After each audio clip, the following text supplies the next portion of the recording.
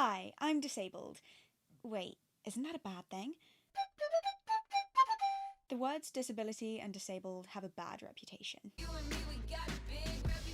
This is really unhelpful when it comes to disability rights, because if someone is scared of the very language we're using to discuss disability and disabled people's issues, then that is an automatic barrier from them getting involved. As in any rights movement, we need everyone to speak up about injustice, not just those it directly impacts. The ironic thing about disability rights, of course, is that everyone will become disabled at some point in their lives, and in the unlikely event that you don't, you will definitely know or care for someone who is, even if just because of old age. The fact that disabled people are hardly ever talked about is made even weirder by the fact that they are the largest minority group, as well as the only minority group that intersects with every other identity. But it makes sense. How can we talk about disability if the word itself is taboo and seen as such a negative thing? It's taboo. I'm disabled, have been since I was a child, and I didn't even know the term ableism until I was 17.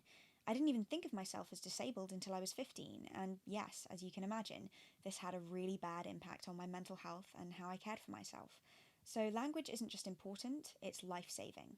Whilst it's always better to ask anybody how they'd like to be referred to, no label should be so shameful or have such a stigma attached to it as the word disabled. Disability isn't something anybody should be ashamed of. But I was scared of using these words for the longest time, partly because my disability is invisible, and partly because I don't think I wanted to accept what was happening to me. Disability isn't an inherently negative thing, but it's certainly not easy to live with. You're too young to be sick, but you don't look ill. Well, you're not in a wheelchair, are you? I was told these things repeatedly growing up, and they were severely damaging. Yet this hurtful and dismissive language is used every day on people with debilitating health conditions, even by medical professionals, teachers, and family members or friends. I didn't want to argue with friends over whether I was ill enough, so it was easier to call myself an attention seeker and to tell myself that I was faking my own illness than to actually try and use the word disabled and not be believed. We need to acknowledge that there is no hierarchy of pain, that no disability is worse than another, and illness is not a competition. You don't have to prove you're disabled. There is no such thing as being disabled enough. I wish I had known that earlier, but I didn't. So it was easier to label myself as a liar than label myself as disabled. Why? Because one was accepted without any proof, and the other was never believed, no matter how much evidence I provided. Everything hurts, and I'm dying. The thing is, the term disabled is actually vital in a society where ticking boxes is necessary to ask for help. Without accepting that label, I wouldn't have been given a blue badge, which is a parking permit that allows me to leave the house, and I wouldn't have been given accommodations in my exams. So labels are useful.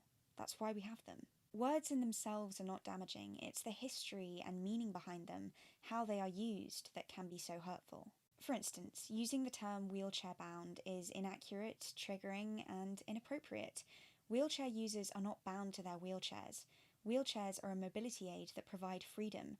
They're a help, not a hindrance. And the majority of wheelchair users will probably tell you that it's not the wheelchair they don't like, it's the outdated attitudes and ableism they experience. But disabled isn't a positive or negative term, it's just an accurate descriptor. Disabled people are still able, because everybody is able. We are not without ability, we are not less able, we are not differently abled. We are simply disabled from doing certain things. Certain activities are made harder for us. But this is not always because of our disability.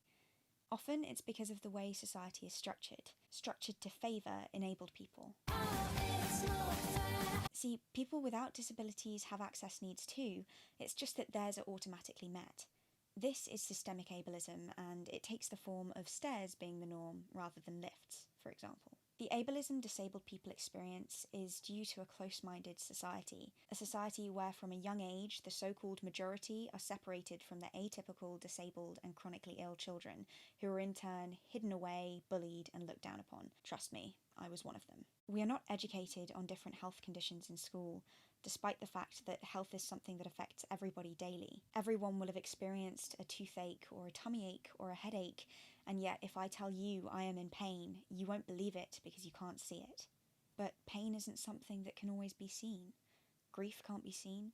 Heartbreak can't be seen. There are so many experiences that we have in this world that are completely intangible, and yet chronic pain, invisible illness, everyone struggles to believe that. That's rough, buddy. If you see disabled as a negative word, it might be because you've been told that disability is a negative thing, but it's not. Disabled people are valuable and intelligent and joyful and resilient and resourceful and everything else because we're people. Like any label, if you don't feel comfortable using it, you don't have to, and you probably don't need to. I only use labels when I feel they're necessary to explain something, to be understood. But people are more than their labels. You are more than your disability or your sex or your gender or your race. I wish we lived in a society where we didn't need labels, where I could just be Blossom. But when tackling sexism, homophobia, and racism and ableism, we need a vocabulary that is understood. It matters. It matters in feeling seen and being heard. The fact that so many people have never heard the word ambulatory wheelchair user, chronic pain, chronic fatigue, ableism, let alone know what these words mean, is awful. Disability isn't shameful, but the fact that it's not taught about in school definitely is. It's damaging and it's preventing us from living in a compassionate and inclusive society. But disability, disabled, these words that are so useful in explaining an experience that every one of us will have to deal with, these aren't negative words, so use them. Normalize them. Don't be afraid of them.